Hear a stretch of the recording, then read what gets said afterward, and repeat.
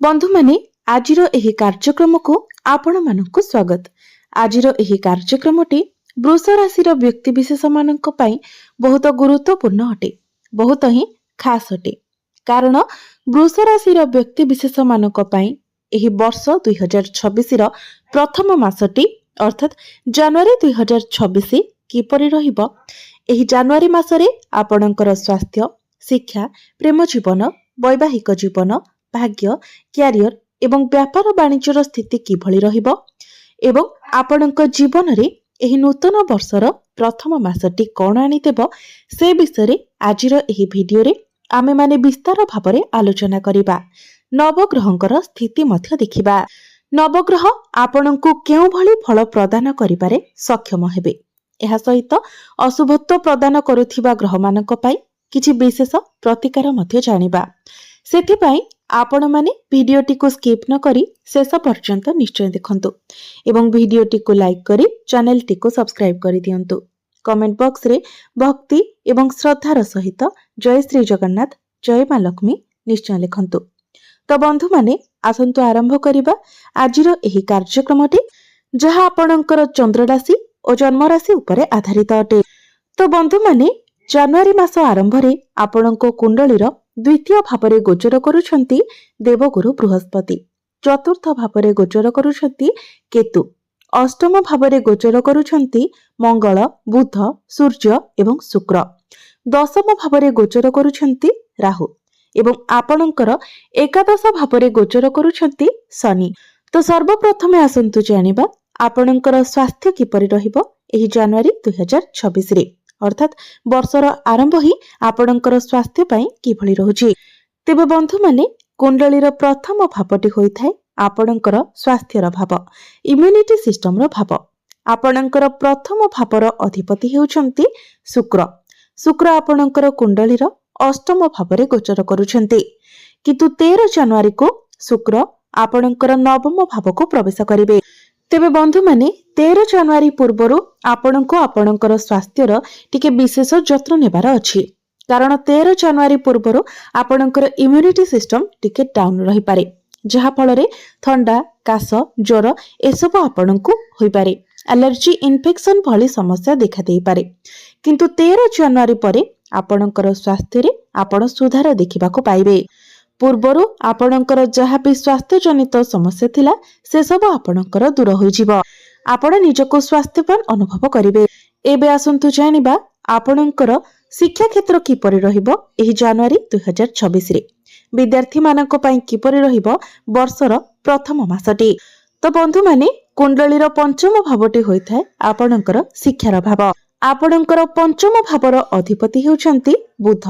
बुध मध्य आपणको कुंडलीर अष्टम भावरे गोचर करुछंती, किंतु 17 जनवरी को बुध आपणकर नवम भाव को प्रवेश करिवे। तो 17 जनवरी परठारु आपणकर शिक्षा क्षेत्र बहुत भल रहिबो। तेणु पाठ पढ़ा रिलेटेड आपण जहाँ भी किछि स्टेप नेबा पई चाहुछंती, डिसीजन नेबा पई चाहुछंती, तो 17 जनवरी परे जदि आपण नियंती तो आपणको ताहा अधिक शुभ फल प्रदान करि पारिबो। जेतेबेले आपणकर पंचम भावर अधिपति निज ठारू पंचम भावरे गोचर करिवे अर्थात बुध आपणकर नवम भावरे गोचर करिवे, सेतेबेले आपणकर शिक्षा क्षेत्र रे आपण एक बहुत भल परिवर्तन देखिबा को पाइबे। 17 जनवरी पूर्वरु आपणक मध्यरे टिके कन्फ्यूजन देखा देबो। पाठ पढ़ारे आपणकर सेतेटा आग्रह मध्य न रही पारे, किंतु 17 जनवरी परे आपण ए सब क्षेत्र रे एक बहुत भल परिवर्तन देखिबा को पाइबे। एबे आसंतु जानिबा आपणकर प्रेम जीवन किपरि रहिबो एही जनवरी 2026 रे। वर्षर आरंभटी आपणकर प्रेम जीवन पई कोन आनी देबो। तो बंधु माने कुंडलीर पंचम भावटी आपणकर शिक्षार भाव हेबा सहित पंचम भावटी मध्य होइथाय आपणकर प्रेम जीवनर भाव। तो आपणकर पंचम भावर अधिपति हेउचंती बुध। बुध आपणको कुंडलीर अष्टम भावरे गोचर करुछंती। तो बंधु माने शनिकर दृष्टि मध्य आपणकर पंचम भाव उपरको रहुची। तो आपण आपणकर पार्टनर को मध्यरे टिके जिद्दी स्वभाव देखि पारंती। विशेष करी मास आरंभर प्रथम 8-10 दिन आपणको अधिक सतर्क रहिबार अछि। किंतु जेमिति ही जानुआरी मास आगकू बढ़िबो तो आपणक मध्यरे भल पाइबा मध्य सेमिति बढ़ी चलिबो। जेतेबेले बुध आपणकर नवम भावकू प्रवेश करिवे तो आपणकर प्रेम जीवन रे आपण एक बहुत भल परिवर्तन देखिबाकू पाइबे। एबे आसंतु जानिबा आपणकर वैवाहिक जीवन किपरि रहिबो एही जानुआरी 2026 रे। तो बंधु माने कुंडलीर सप्तम भावटी होइथाय आपणकर वैवाहिक जीवनर भाव। आपणकर सप्तम भावर अधिपति होउछंती मंगल। मंगल आपणकर कुंडलीर अष्टम भावरे गोचर करुछंती एवं 16 जनवरी को मंगल आपणकर नवम भावको प्रवेश करिवे। तो 16 जनवरी परे आपणकर जीवन साथींकर क्यारियर रे भाग्य रे बहुत भल ग्रोथ देखिबाको पाइबे। आपणकर जीवन साथी तांकर क्यारियर रे किछि बड़ अचीवमेंट पाइ पारंती कारण तांकर भाग्य संपूर्ण रूप रे तांकर साथ देबो। किंतु 16 जनवरी पूर्वरु आपणको आपणकर जीवन साथींकर स्वास्थ्य प्रति विशेष ध्यान रखिबार अछि कारण आपणकर सप्तम भावर अधिपतिंकर कनेक्शन अष्टम भाव सहित रहुछि। अष्टम भावटी होइथाय रोगर भाव, तेणु तांकर स्वास्थ्य रे छोट मोट किछि समस्या देखा देई पारे। विशेष करी इन्फेक्शन, एलर्जी, जल्दी थंडा काश इत्यादि होइजिबा एई सब कथार आपणको विशेष ध्यान रखिबार अछि।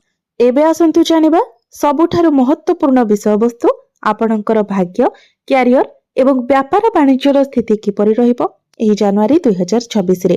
वर्षर आरंभ ही आपणकर भाग्य, क्यारियर एवं व्यापार वाणिज्य पाई किपरि रहिबो। तो बंधु माने कुंडलीर नवम भावटी होइथाय आपणकर भाग्यर भाव एवं दशम भावटी होइथाय क्यारियर भाव। आपणकर नवम भावर अधिपति हेउछंती शनि। शनि आपणक कुंडलीर एकादश भावरे गोचर करुछंती, लाभ स्थान रे गोचर करुछंती। शनिंकर स्थिति एठारे बहुत भल रहुछि। एहा व्यतीत अन्य कोनोसी ग्रहंकर दृष्टि मध्य शनिंक उपरे रहुनाही।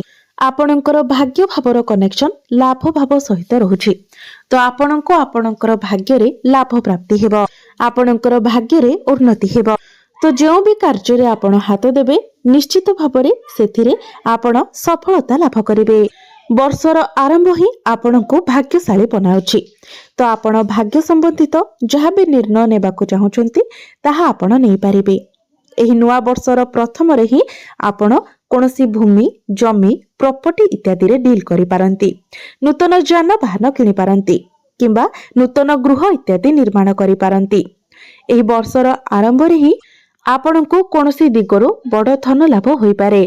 आपण आपणको गृह रे कोनोसी शुभ मांगलिक कार्यर आयोजन करि पारंती, कोनोसी बड़ जिनिस आपण किणा किणी करि पारंती। ट्रेडिंग, शेयर मार्केट ए सब रे आपण किछि बड़ इन्वेस्टमेंट करि पारंती। आपणकर भाग्यर कनेक्शन आपणकर प्रथम भाव सहित मध्य बनुछि कारण शनिकर दृष्टि आपणकर प्रथम भाव उपरे रहुछि जहाँकि आपणकर भाग्य को आहुरी अधिक मजबूत बनाउछि। एबे आसंतु जानिबा आपणकर क्यारियर किपरि रहिबो एही जानुआरी 2026 रे। तेबे आपणकर दशम भावर अधिपति मध्य शनि अटंती। शनि आपणकर लाभ स्थान रे गोचर करुछंती किंतु आपणकर दशम भावरे राहु गोचर करुछंती। राहु हेउछंती बहुत चालाक ग्रह। तेबे संपूर्ण 26 मसीह रे राहु आपणकर दशम भावरे ही रहिबे कारण डिसेंबर 5 तारिख रे ही अर्थात 26 डिसेंबर 5 तारिख रे ही राहु निजर राशि परिवर्तन करिवे एवं आपणकर नवम भाव को प्रवेश करिवे। से पर्यंत राहु आपणकर दशम भावरे रहिबे। तेबे राहु एठारे आपणको बहुत स्मार्ट बनाइबे, आपणकर माइंड को शार्प रखिबे। समस्त प्रकारर समस्यार समाधान आपणको पाखरे मिलिबो। आपण निजर क्यारियर रे हार्ड वर्क अपेक्षा स्मार्ट वर्क अधिक करिवे एवं आपण आपणकर क्यारियर रे बहुत अधिक उन्नति मध्य करिवे। आपण आपणकर क्यारियर रे बहुत आगको बढ़िबाको जाउछंती। विशेष करी जदि आपण टेक्निकली रिलेटेड किछि काम करूछंती, जदि आपण पॉलिटिशियन अछंती तो ए सब क्षेत्र रे राहु आपणको बहुत उन्नति देबा पई जाउछंती। जदि आपण आईटी रिलेटेड, एआई रिलेटेड किछि काम करूछंती, एडिटिंग रो काम करूछंती किंबा जदि आपण रिसर्च लाइन ने अछंती तो ए सब क्षेत्र रे आपण बहुत अधिक उन्नति एवं प्रगति करबाको जाउछंती।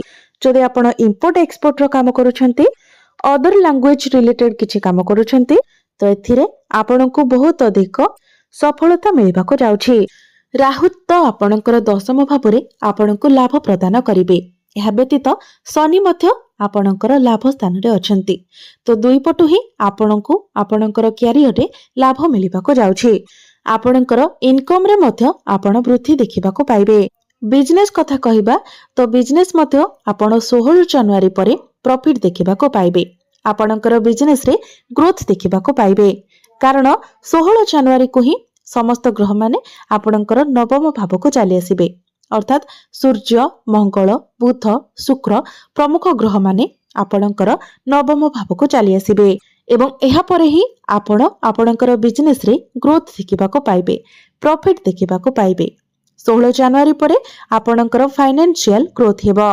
आपणकर आर्थिक स्थिति मजबूत बनिबो। एबे आसंतु जानिबा किछि उपाय विषय जो उपाय गुड़िक करबा द्वारा आपनको अधिक शुभ फल प्राप्ति हेबो एवं जहाँ सब अशुभत्व रहुछि से गुड़िक खंडन होई जिवो। सेथिपाई प्रत्येक दिन आपण शुक्रंकर बीज मंत्र 108 थर जप करंतु। प्रत्येक दिन आपण हनुमान चालीसार पाठ करंतु। प्रत्येक दिन उदित सूर्य को आपण तंबा पात्र रे जलार्घ्य अर्पण करंतु। एहा सहित प्रत्येक दिन आपण शनिकर बीज मंत्र मध्य 108 थर जप करंतु। तो बंधु माने आपणकर जीवन मंगलमय हेउ एहा ही ईश्वरंक निकटरे मोर प्रार्थना।